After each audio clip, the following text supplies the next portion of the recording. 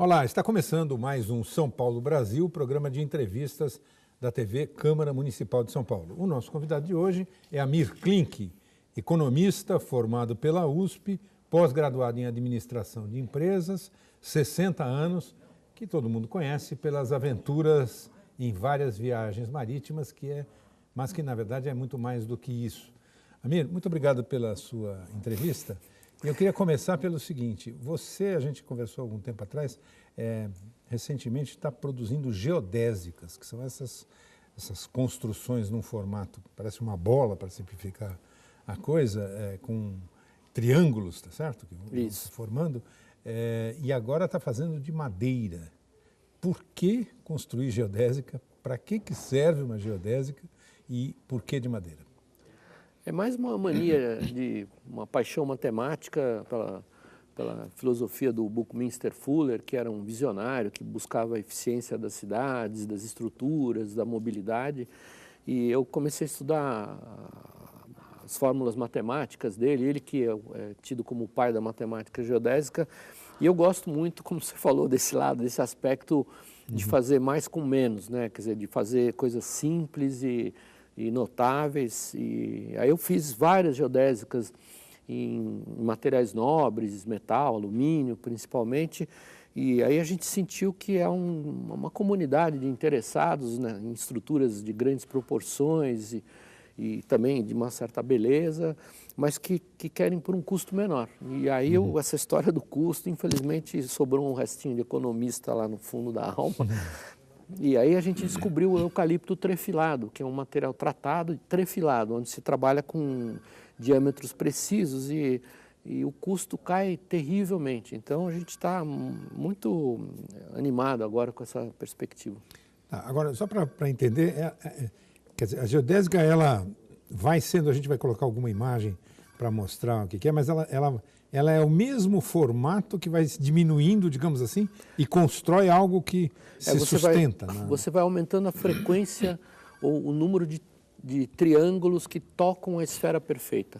Começa com uma figura de 20 faces, é um polígono de 20 faces que é chamado icosaedron, e aí você vai subdividindo cada um desses triângulos. E no Brasil as maiores geodésicas eram feitas de frequências muito baixas, que nem a bola de futebol, ela também é uma geodésica onde ficam só os polígonos inteiros, pentágonos e hexágonos. Aliás, na verdade, eu falei triângulo, não são triângulos, né? Mas no fim... Quer dizer, no fim é um triângulo, porque o triângulo é a base do desenho. E aí eu me encantei pela ideia de fazer mais difícil, para variar. E aí eu comecei a fazer geodésicas de frequência 8, 10, quer dizer, frequências ultra complexas, o número de braços diferentes varia, mas é um exercício muito interessante de organização, de método, de disciplina e até de um senso estético assim para montar. E quando a gente faz uma montagem complexa, às vezes a gente leva gente que não é alfabetizada, assim, o cara depois de 5 horas pendurado no céu, ele começa a entender o ritmo. O ritmo matemático das sequências que vão se repetindo ou se espelhando. Então, assim, é um negócio altamente didático. Você pegar um bando de executivos meia boca aí, eles vão penar bem para montar uma. E você pegar um bando de caras que conseguem se organizar e definir funções, criar uma organização e método eficiente, eles vão resolver rapidinho. Tem alguma ligação, digamos, dessa sua paixão com a sua admiração pelos barcos que os caiçaras brasileiros, os moradores do litoral de várias regiões constroem, que você me disse uma vez também, que é muito mais eficiente do que coisas que são feitas na USP e navegam perfeitamente? Só no fundo conceitual, quer dizer, existe uma espécie de engenharia oculta que a gente usa muito nos projetos que a gente faz dos barcos, assim, para os clientes, para viajar em volta do mundo, essas coisas, que é esse conhecimento de quem depende do que faz para sobreviver. Minha paixão no Brasil é colecionar esse tipo de conhecimento no uso dos materiais, no desenho, né? A gente está apaixonado agora pelas embarcações que ficam nessa região do Lagamar, que é uma das regiões mais bonitas do Brasil, uma mistura de Pantanal com que Amazônia. Ali perto da Ilha do Cardoso, por ali, Isso. mais para o Paraná ali também. Isso, exatamente. E no meio tem um canal artificial que foi aberto no início do século XX, que se chama Varadouro. E ali tem, talvez as canoas mais bonitas do mundo estão ali, porque só Guaraqueçaba tem 19 comunidades insulares que dependem de embarcações muito eficientes. E são comunidades muito pobres e muito ricas em conhecimento. Então, a gente aprende, todo ano eu faço uma viagem roubada, a gente pega uma canoinha de lá e vai até o Rio de Janeiro, né? Esse ano a gente foi em 22 horas. E às vezes a gente se arrepende amargamente, às vezes a gente se diverte. Por que o país não valoriza esse conhecimento, aspas, popular, quer dizer, esse conhecimento que não é, digamos assim, sistematizado? Não sei, talvez seja um restinho que sobrou desse espírito de vira-lata que se falava nos anos 70, que a gente tinha aqui, mas é uma pena, porque hoje tinha um especialista em madeira no meu escritório e estava mostrando, por exemplo, os Estados Unidos, que tem uma cultura náutica infinitamente mais pobre que a nossa, só que ela é tão preservada, as técnicas de construção, o uso dos métodos clássicos, com materiais modernos, tem uma revista que a gente assim chama Wooden Boats, só sobre construção em madeira. E você vê, com um repertório relativamente restrito que eles têm de tipos de embarcação, quando a gente compara com países como a Índia, o Brasil principalmente, eles fazem um trabalho tão exuberante. Eu acho que é uma questão de tempo. A pena é que quando a gente começa a valorizar a nossa cultura... certas coisas já se perderam. Isso, já se foi. Agora, você me disse também uma vez que tem barcos desses lá na região de Guaraqueçaba, do Varadouro ali, que andam mais rápido do que lancha, não é isso? Com motores minúsculos lá, porque o motor que eles usam não é aqueles motores de picadeira de cana, de roça, que já não se usam mais, são motores da década de 50, aqueles Yanmar, Tobatinha, e assim, tem um amigo nosso lá, o João, lá, um pescador de lá, que é incrível, né? Ele desmonta o motor e aí ele põe uma moeda de 5 centavos. No Brasil tem tudo é meia boca, né? Até a moeda nossa tem notas diferentes. A moeda de 5 centavos antiga, a de 5 centavos ele põe no calcinho da bomba injetora. Eu falei, mas João, os japoneses levaram décadas para desenvolver o projeto da bomba injetora, do motor Yanmar. Eu falei, Samir, mas melhora a pressão de injeção. Quer dizer, ele muda a configuração da bomba injetora. E, assim, é um conhecimento prático, genial. Muda o tipo do combustível. Então, assim, a gente se diverte à beça com esse pessoal. E a gente consegue mostrar um pouco, eu acho que está na hora da gente misturar um pouco, de cultuar um pouco as diferenças. Nós estamos caminhando no mundo hoje para uma espécie tudo igual, né? E no fundo o valor em tudo está na diferença. As diferenças só não podem permitir opressão, desigualdade social, mas eu acho que é linda a diferença, né? E no Brasil tem diferenças espetaculares que infelizmente a gente está deixando se igualarem por uma régua de modernidade que precisa cuidar.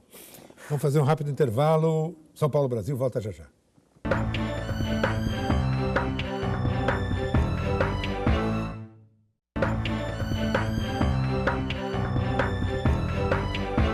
Voltamos com São Paulo, Brasil, programa de entrevistas da TV Câmara Municipal de São Paulo. Hoje conversando com o navegador, economista, administrador de empresas e professor Pardal, com perdão da palavra, Amir Klink.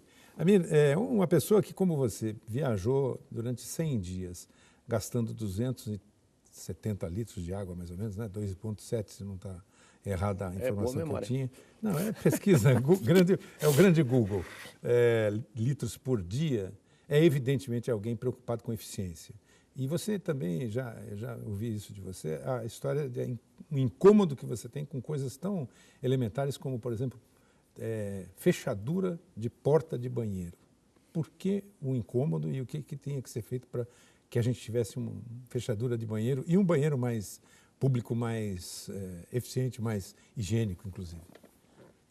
Bom, são vários aspectos que envolvem ergonomia. Como a gente viaja em barcos que a gente projeta, e como eu não gosto mais há muitos anos, não quero mais ter envolvimento com banco, com patrocinadoras, empresas públicas principalmente, a gente tem sempre o desafio econômico de resolver os problemas por um custo. E como o nosso país é um país que, infelizmente, assim, a gente nasceu na fartura, sempre foi um país rico, e a gente desenvolveu essa cultura do desperdício, em todos os sentidos, até o desperdício intelectual.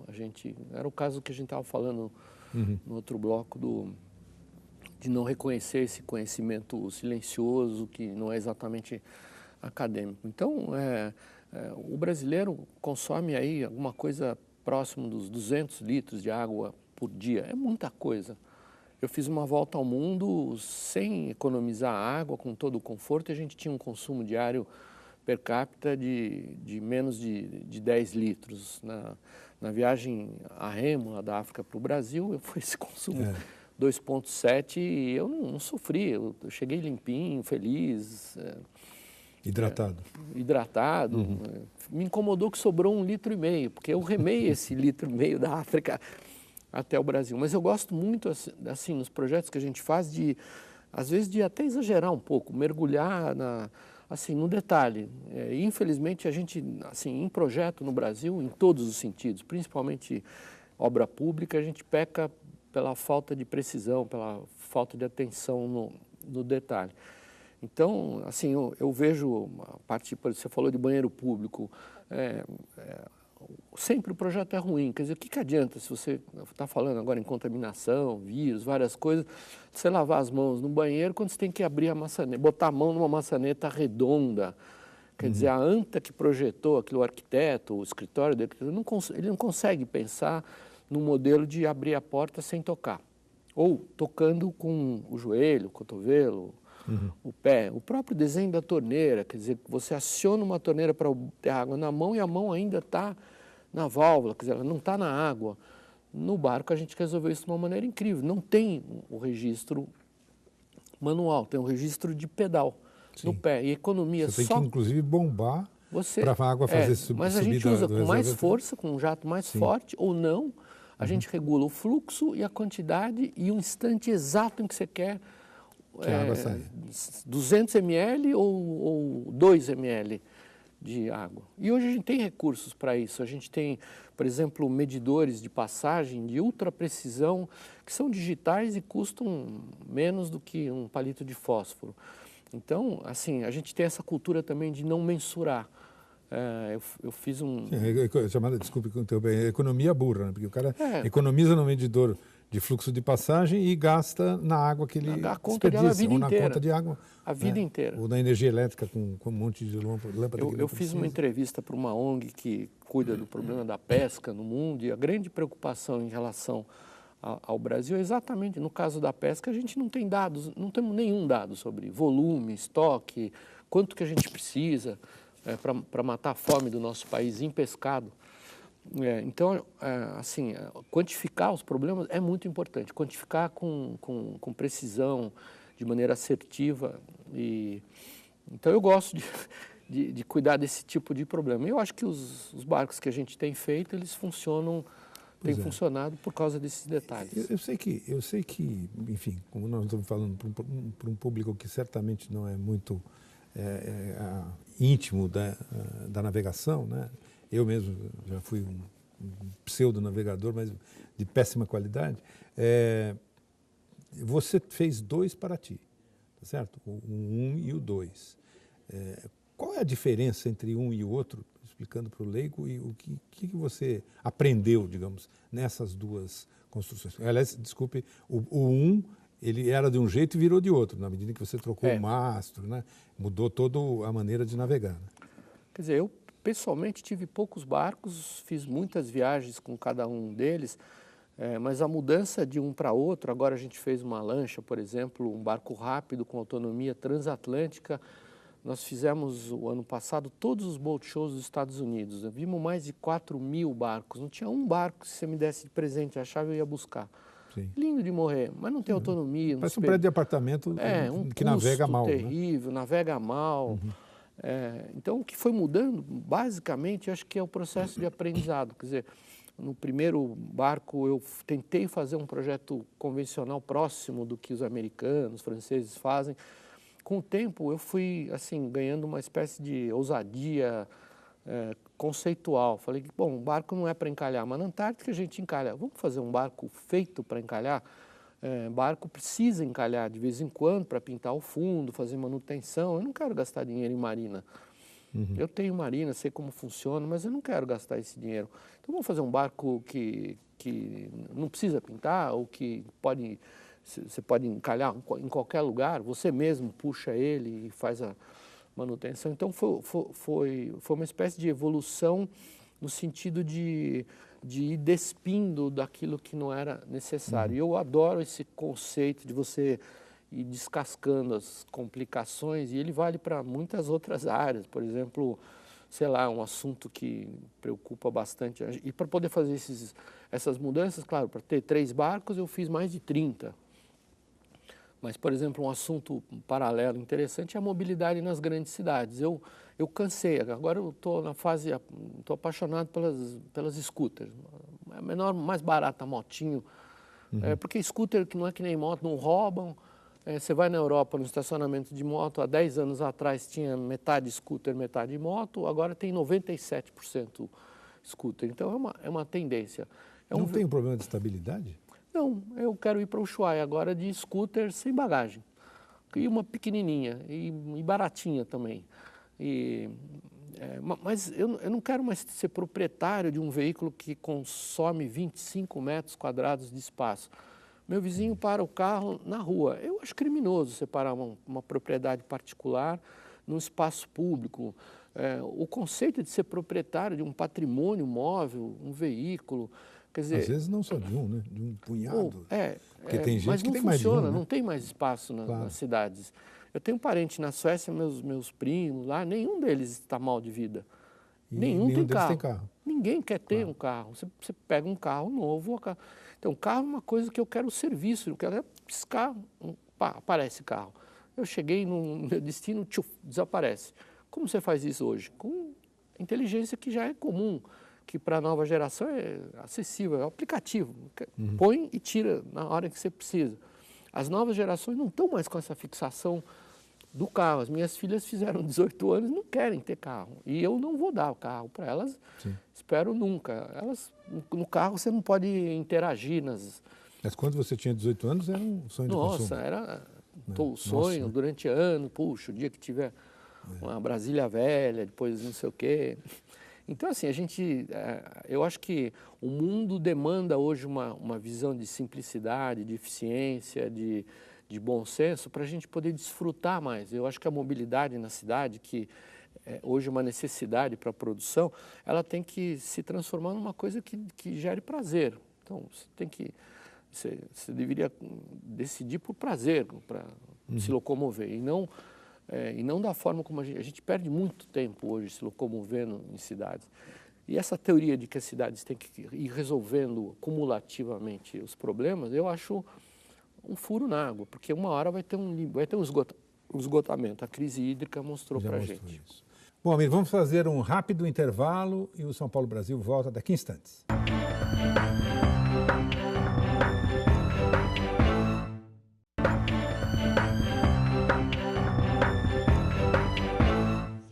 Este é o São Paulo Brasil, programa de entrevistas da TV Câmara Municipal de São Paulo. Hoje, o nosso convidado é o navegador Amir Klink. Amir, você é dono de uma marina, o que é um empreendimento muito raro no Brasil. Eu, quando não estou aqui em São Paulo, moro em Floripa, em frente a uma pequena marina particular, que, na verdade, leva esse nome, mas é um conjunto de poitas, que são aquelas coisas de concreto que tem uma boia e uma corrente, para quem não conhece, que é onde você amarra o barco. Por que é que o Brasil não tem mais marinas e como elas deveriam ser? Bom, infelizmente não é só no Brasil. A palavra marina, ela ficou acoplada a um conceito elitista de atividade de gente rica que já está extinto no mundo inteiro. E, para variar, no Brasil a gente está sempre na retaguarda, então a Marina é vista como um lugar de guardar barcos, de gente rica. E não é compreendido o aspecto social que uma Marina tem. Por exemplo, houve um congresso há um tempo atrás que a gente acompanhou em Vancouver sobre o uso social do maior ativo, do maior patrimônio econômico de uma cidade que se chama Borda d'Água. E, infelizmente, o Brasil não tem estrutura hoje para o uso e a guarda correta de embarcações. E muita gente não sabe o quanto essa atividade gera de empregos. Em Paraty é o maior gerador de empregos da cidade, o trabalho de manutenção das embarcações. Eu, por exemplo, não quero ter uma marina seca, porque tem outras cidades, Angra, Ubatuba, que têm instalações melhores. Mas a atividade de marina molhada, de guarda de embarcações na água, é uma atividade virtuosa. Tem poucos funcionários, mas a gente tem um número de pessoas cadastradas que trabalham lá que é brutal, são centenas, são várias centenas de pessoas hoje que ganham muito mais do que ganha um gerente de banco, que tem uma atividade, que são pessoas da cidade, tem uma atividade que lhes dá um baita prazer e que pode ser exercida em vários lugares do mundo, mas para você conseguir licenciar essas estruturas é complicado, os empreendedores... Então, é muito fácil ganhar dinheiro no Brasil incorporando. Todo mundo, tem muita gente que faz isso bem. Na hora que eles vão cuidar, por exemplo, de uma instalação específica, que é o caso de um porto de embarcações de lazer, grandes arquitetos e grandes empreiteiras, todas as da Lava Jato, por exemplo, fizeram asneiras assim, de fio a pavio, por não contratar um especialista, por não entender a dimensão do negócio. O meu negócio é um negócio pequeno, só que é altamente rentável e é um negócio que multiplica outros negócios, a área de restauração, a área de hotelaria, a área de transfers, pessoal de limpeza, manutenção de embarcações. Hoje a gente está se dedicando a formar mecânicos, montadores, tapeceiros, o pessoal que faz, por exemplo, a configuração de aplicativos para meteorologia, para otimização, o compartilhamento, que é o futuro. Eu sempre falo, eu mexo com barco e eu sou burro. O certo seria não ter barco. Um homem que compra um barco é um homem burro. O certo é compartilhar, mas a atividade de charter que gera, eu sempre falo isso, em Palma de Mallorca gera quase 20 bilhões de reais por ano numa cidade de 400 mil habitantes. O Rio de Janeiro tinha condições técnicas de receber no mínimo 6 vezes Palma de Mallorca, que se a gente quisesse fazer 120 bi, e não tem uma operadora de charter no Rio de Janeiro, não tem nenhuma. Mas isso tem a ver, eu acho, com a cultura, tanto do cara que quer comprar o barco, quanto do dono do barco, e mais do que isso, com a legislação, né? Tem a ver também com a falta de cultura do poder público, que desconhece a atividade, e também do empresariado. Quer dizer, o empresário brasileiro não conhece o negócio de charter. É time sharing de barco. Não é time sharing, é uma atividade de números gigantescos que, para surpresa do mundo como um todo, no Brasil não existe. O Brasil não está inserido. Na minha marina tem uma operadora de charter de um cara do Sul, que em 3 anos já está no 16º barco, avisou já para mim que até o ano que vem ele vai para 22 barcos, ele tem uma taxa de ocupação que nenhum hotel que eu conheço no estado do Rio de Janeiro. Quer dizer, é um negócio melhor do que hotel. Muito. Pior, os 20 barcos proximamente dele, hoje eles melhoram a frequência de toda a rede hoteleira da cidade, porque... Não compete. Não compete, vira um adicional. Quer dizer, essa cultura de só cuidar do meu negócio, do meu quintal, do meu time, da minha calçada, do meu carro, ela tem que acabar. A gente tem que aprender a compartilhar também, assim, os segmentos, as áreas de negócio. E isso foi difícil no começo em Paraty, a gente convencer as outras marinas a se integrarem, fazer os pleitos junto aos órgãos ambientais, aos órgãos federais, para melhorar o serviço. Mas a gente, infelizmente, ainda está longe de praticar excelência, a gente está ainda na fase da sobrevivência. Isso vai mudar, mas é uma pena, o Brasil está rasgando dinheiro. Então, quando você vê um negócio que só em Paraty podia gerar mais do que todo o Rio de Janeiro faz hoje, e todo o Brasil faz em turismo, você começa a reconsiderar. Vale a pena você explorar mineração que nem uma Samarco faz? Vale a pena? Quanto que ela gera de fato para a Mariana? Sim, vou fazer vale uma montadora de automóvel.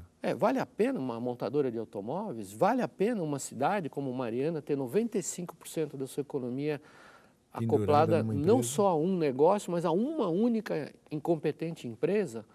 Eu visitei a empresa, fui fazer palestra lá várias vezes. É assustador, eu não sabia. A exploração de minério pobre é uma tecnologia altamente rentável, que usa um minério que de outra forma não seria utilizado, mas a quantidade de rejeito que ela gera são vales, encostas, despenhadeiros inteiros, aterrados por um material, uma lama plástica. Quer dizer, vale a pena? No meu país não vale a pena. Se eu for eleger, se eu puder decidir através do voto, não. Eu acho que a gente tem outro capital para explorar do que esse de vender commodities, né? Quando a gente vê, por exemplo, os blocos de mármore saindo do Espírito Santo e os otários dos arquitetos de Vitória importando o mesmo mármore da Itália processado. Quando você vê um cafezinho da Nespresso, agora lançaram um café brasileirinho do sul de Minas que foi montado na Suíça. Eu não quero esse café. Entendi. Não, eu quero um café daqui. E eu acho que hoje a gente tem, o brasileiro tem que entender que a gente tem um poder sagrado, que é o de escolher. Então, não vai mudar nada se eu deixo de abastecer num posto Petrobras, mas eu não abasteço numa empresa que promove a corrupção. Não vai mudar nada, mas a escolha que eu fiz é essa. Se cada um de nós fizer a sua escolha, a gente vai mudar as coisas. Mais um rápido intervalo. São Paulo, Brasil, com Amir Klink, volta já já.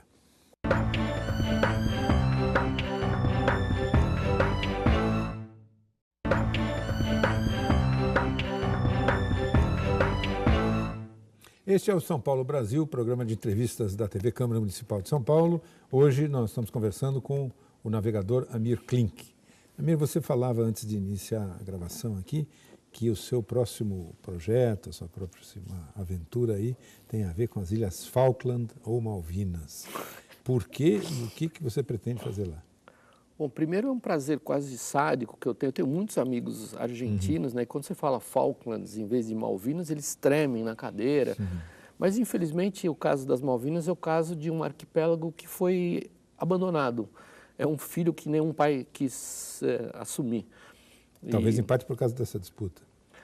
Não, é anterior à disputa. O clima lá era difícil. As ilhas foram descobertas por acadianos de Saint-Malo, na França. Daí veio Saint-Malo e Malouin, em francês, que nasceram os Malvinos. Os Malvinos originais, que eram franceses, venderam para a coroa espanhola em 2 anos o seu direito, porque não deu certo a colonização, lá em 1776. E os Kelpers estão lá a partir de 1833. A Inglaterra perdeu o claim que ela fez, o direito de soberania. A Espanha abandonou esse direito e, no final, os ingleses, na segunda tentativa, se estabeleceram desde 1833. Portanto, já tem 9 ou 10 gerações de nascidos lá. E a verdade fria é que houve inúmeros convites para que o governo argentino se estabelecesse em conjunto, quando ainda havia diálogo antes dos anos 70.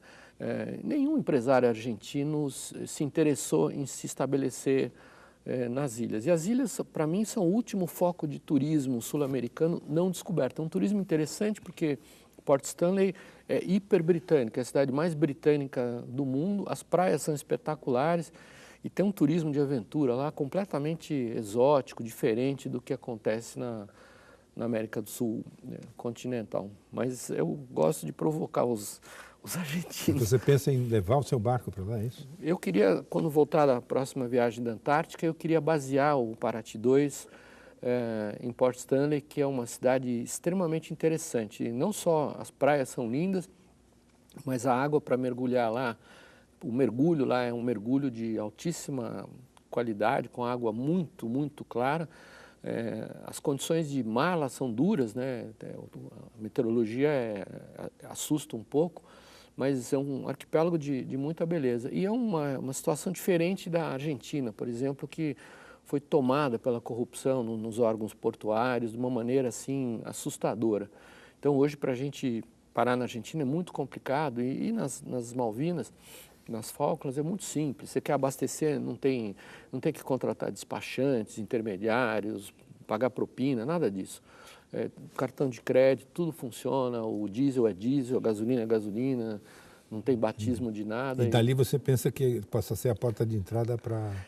É um ponto de acesso rápido para ir para a Península Antártica e também para a Terra do Fogo e Patagônia, que é uma região que eu gosto de verdade e quero continuar frequentando. E você tem feito viagens para Ushuaia por carro, de moto? Eu tenho, todo ano, pelo menos, a gente faz uma viagem de carro para lá e a gente usa um aplicativo que faz o rastreamento, que é muito divertido até para as crianças no carro, assim, para acompanharem, descobrirem.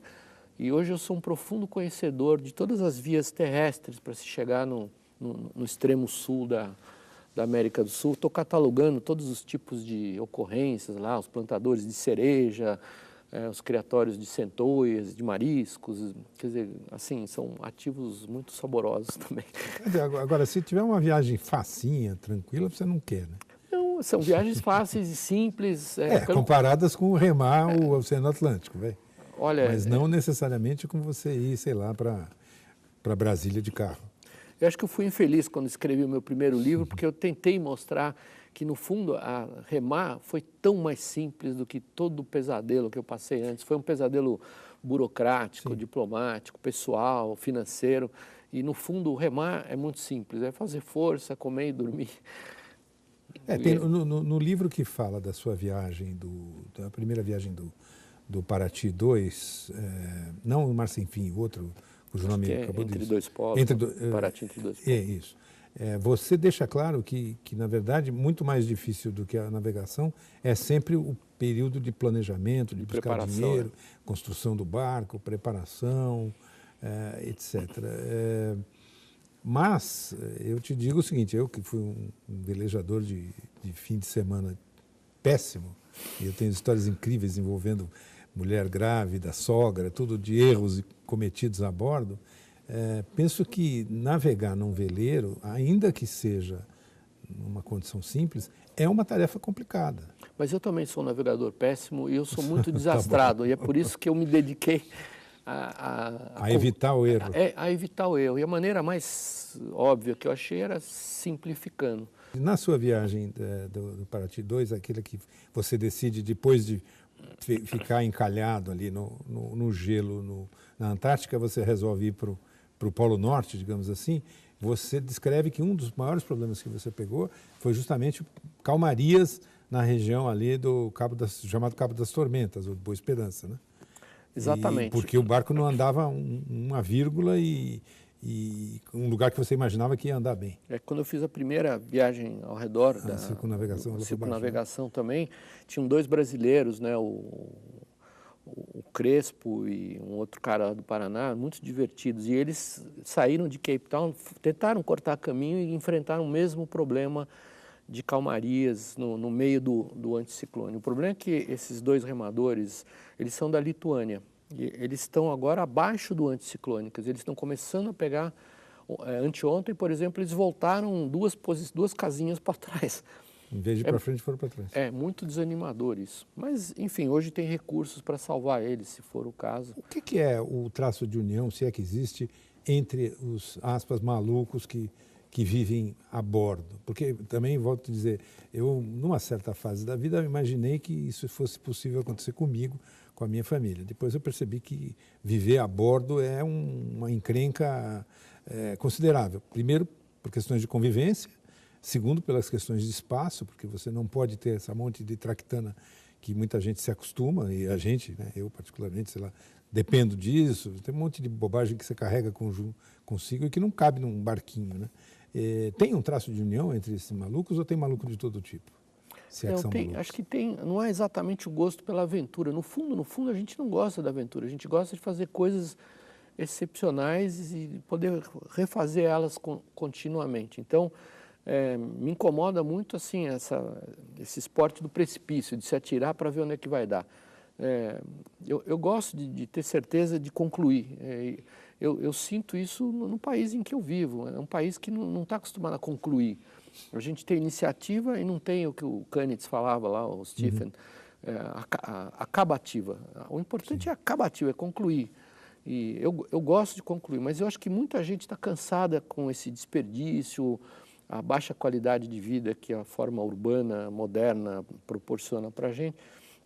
E eu tenho a constatação na minha marina, lá se chama Marina do Engenho, uma marina só de barcos na água, e a gente tem um percentual muito elevado, maior do que de outros locais no Brasil como esse, de moradores, de pessoas que resolveram morar em barco. Na Marina da Glória, no Rio de Janeiro, antes da reforma, tinha muitos moradores. Agora ficou uma marina cara, assim, não tem mais espaço para o morador. Mas a minha é uma marina de custo acessível, tem muitas pessoas, famílias que acham mais... E o bacana é que o traço comum é que não há um revés. Quer dizer, quem entra nesse tipo de vida não volta atrás, para minha surpresa. Eu achei que os caras aguentariam 2, 3 anos, mas tem gente que está há 20, 30 anos morando em barco e estão cada vez mais felizes. E é fácil comprar um barco. Hoje a gente tem vários lá, apreendidos pela Receita. A gente fica fiel depositário e esses barcos você compra em leilão baratinho, ou você pode fabricar o seu barco. Esse fenômeno aconteceu na França nos anos 60, enquanto os americanos protestavam contra a sociedade de consumo de Harley Davidson na Rota 66, os franceses construíam seus barquinhos no quintal de casa, inspirados pela filosofia do Montessier, do Bernard Montessier, e saíram pelo mundo, dezenas de milhares, e alguns deles estão com a gente. Que legal. Bom, amigo, vamos fazer um rápido intervalo e o São Paulo Brasil volta daqui a instantes.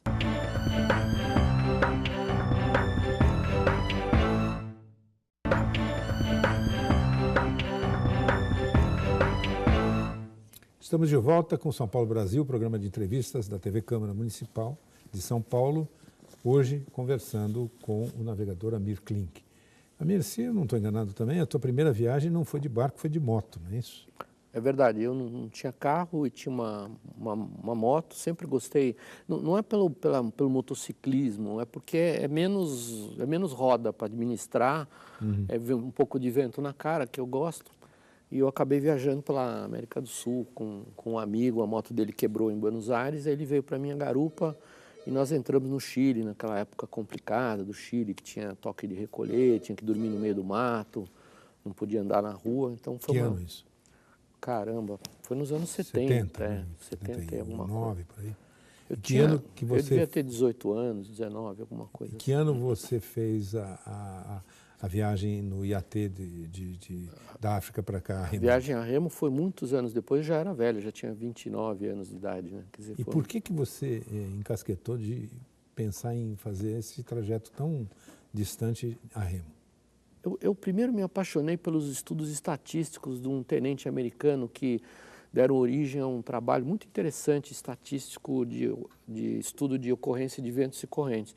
E um dia, usando esses dados, esses databases que eram manuais na época, eu descobri que se eu quisesse ir da Libéria, da Guiné-Bissau na África até Natal, que é uma viagem bem curtinha, 1.400 milhas, não dava para ir remando. Mas se eu fosse da África do Sul até o Nordeste brasileiro, que é 2,5 vezes a distância, eu teria ventos e correntes a favor e aí a viagem era possível. Eu adorei a ideia de que às vezes o caminho mais longo e mais complicado é o único viável. Então foi quase que por essa provocação, acabei fazendo o barquinho no Rio de Janeiro e foi uma época pessoal muito difícil, eu tinha tido um acidente com a mão direita, não podia mais remar, não podia andar de moto, não podia dirigir. Devia para banco em todo lado. Foi um alívio poder passar 100 dias remando. Agora, eu sei que você já deve ter respondido essa pergunta centenas de vezes, mas eu vou ter que fazer. Na viagem, qual foi a maior encrenca? Que foi aquela capotada? Eu acho que na viagem foi ajustar a precisão da rota. Era muito difícil, porque eu saí muito pesado, eu tinha estimado uma duração de 106 dias, e até 60% da viagem eu não conseguia alcançar a meta mínima, que no final foram 3.700 milhas, 37 milhas por dia. Eu estava em 28, 29, só que é um processo que exige também um outro tipo de coragem e de atitude, quer dizer, de paciência. E existe uma curva de eficiência onde você vai evoluindo. Então, eu não tinha dessalinizador de água de osmose reversa na época. Então, eu saí com o total de água necessária, com os 270 litros, como você lembrou. E à medida em que o barco foi ficando leve, eu fui ficando magro, fui ficando musculoso, mais experiente, eu fui melhorando. E no final eu superei, mas nos últimos 10 dias eu finalmente alcancei a meta original. Então essa foi uma dificuldade constante. A outra era o medo a ignorância, né? Tubarão, os tubarões batem mesmo no barco para saber se é comida ou não. Então, essa foi uma E acham que não é. só que eles bateram tanto no começo que tiraram a tinta venenosa. Eu era duro pra caramba na época, economizei na tinta para não criar craca. E onde eles batiam, nasciam as cracas um mês mais tarde. E com as cracas o barco foi ficando lento. Então, eram pequenas agonias assim que... E você tomava consciência, quer dizer, você percebeu isso ao longo, mas você foi notando que nasceu craca e tinha que raspar? Eu acho que a maior lição que existe num barco, você não tem o direito de dormir enquanto você não resolveu o próximo problema. E sempre tem um problema. Então, assim, é uma vida muito interessante, onde cada vez Mesmo dormindo a 45 minutos por 45? Às vezes você fica 50, 60 horas sem dormir. Se surge um problema grave, você não é dado o direito do descanso até você resolver o problema. Você aplica isso na sua vida diária? Não, eu não gosto. Eu acho hipócrita você comparar a minha vida no esporte com a vida da empresa. Eu não curto. Mas eu digo, na tua vida cotidiana, assim, você é o cara que é capaz de não dormir para resolver um problema ou na vida normal? Eu gosto de mergulhar a fundo para resolver. Eu gosto de resolver problemas. Aliás, eu gosto de problemas e de produzir problemas também. Tem gente que não gosta, mas eu acho que assim me dá muito prazer resolver um problema. E nós estamos num mundo hoje onde são grandes os problemas, são interessantes. Então, assim, e essa atividade nossa de participar de todo o processo, do projeto, até a operação, a construção, até a parte tributária, financeira, é fascinante porque você começa a construir uma sensibilidade com materiais, com assuntos muito distantes um do outro. E eu acabei construindo uma inimizade com a categoria dos engenheiros navais. Um dia eu vou ser flechado por um engenheiro naval da USP. Vamos fazer mais um rápido intervalo. Voltamos daqui a instantes. Hoje estamos conversando aqui no São Paulo, Brasil, com o Amir Klink. A gente volta já já.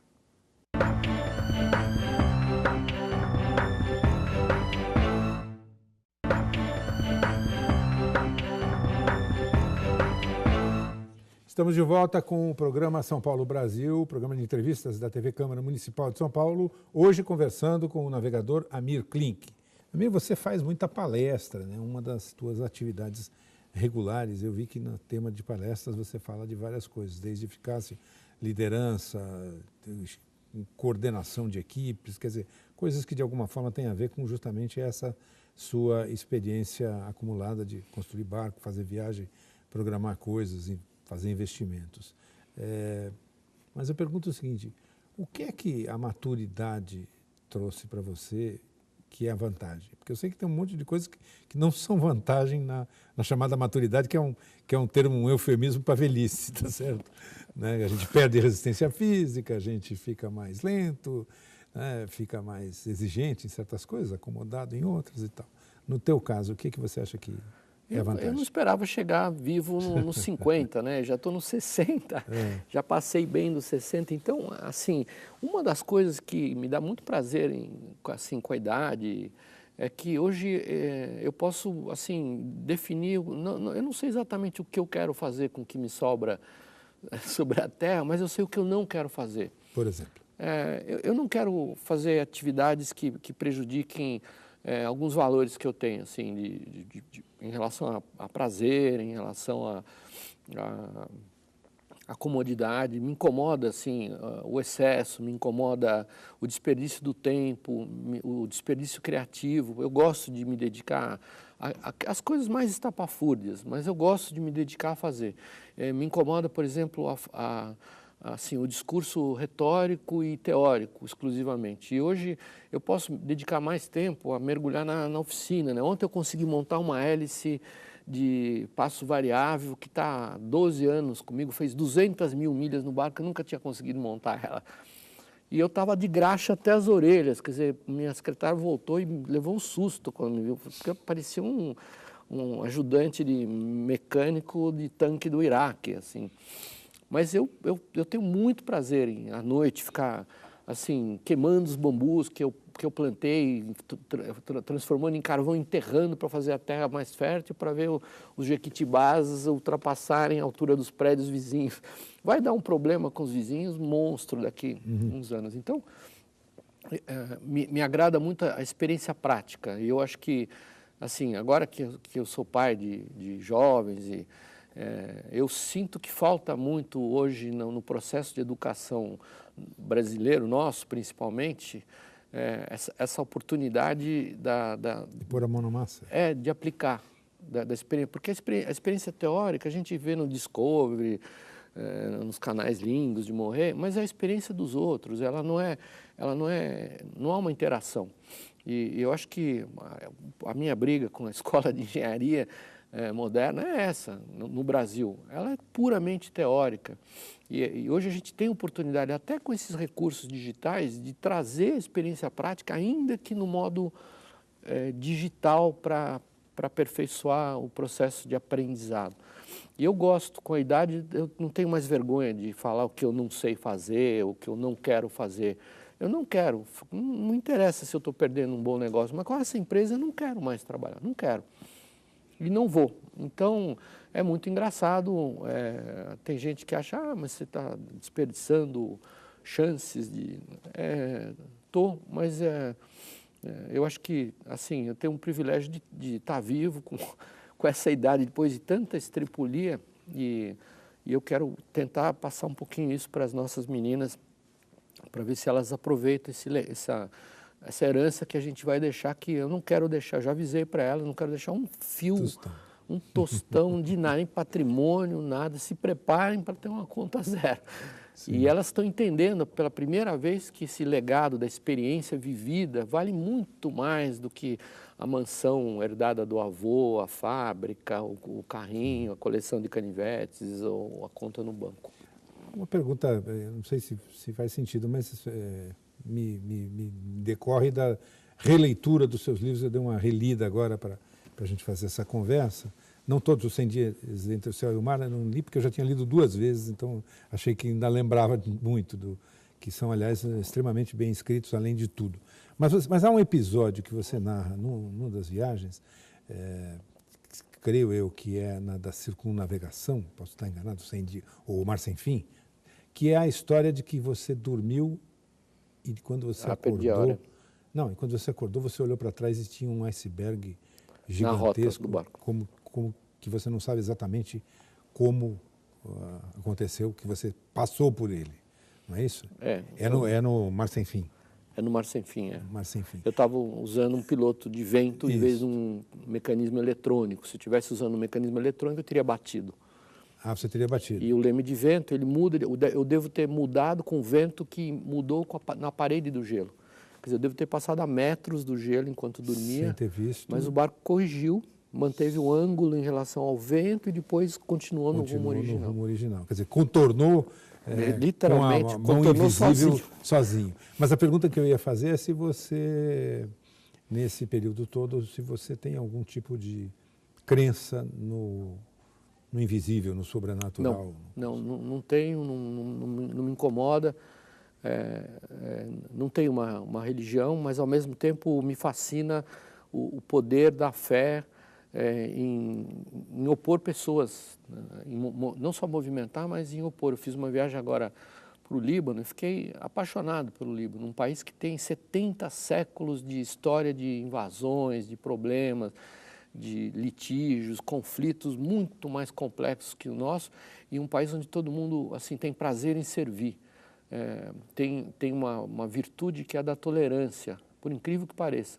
No meio de tanta intolerância, quer dizer, em Saida a gente foi no acampamento lá do Hamas e do Al-Fatah, que estão brigando juntos dentro de um acampamento cercado e bombardeado por Israel, e você senta em cima na gruta onde Jesus e Maria passavam quando Jesus ia fazer suas pregações. Jesus era judeu e Maria também. As mulheres judias não entravam nas cidades pagãs. E um amigo me levou, eu falei, eu não gosto de visitar igreja, não sei o quê, agora, não queria. Nós vamos visitar a gruta. E foi a primeira vez que eu toquei a mesma pedra onde Maria sentou, Jesus sentou, e lá não é um patrimônio turístico. Você vai em Jerusalém, todos os alvos, assim, todos os sítios religiosos são turísticos. Foram pavimentados, asfaltados, azulejados. E no Líbano ainda você tem esses lugares assim, onde você tem uma menininha de 10 anos vendendo um relicáriozinho e está vazio. Então, assim, foi interessante ver que país incrível esse país, e pujante, todo mundo derrubaram a ponte, constrói outra, derrubaram a casa, constrói 5 palácios em cima. Me deu muito bem-estar, assim, fazer essa viagem. Mas não me aproximou do superior nem nada, eu apenas tenho curiosidade, assim, pelos assuntos ligados pela fé, mas no mar eu sei que Deus está ocupado com coisas mais importantes do que cuidar de navegadores. Amir, muito obrigado pela sua entrevista, obrigado a você pela sua audiência. São Paulo Brasil fica por aqui, a gente volta em outra oportunidade. Até lá.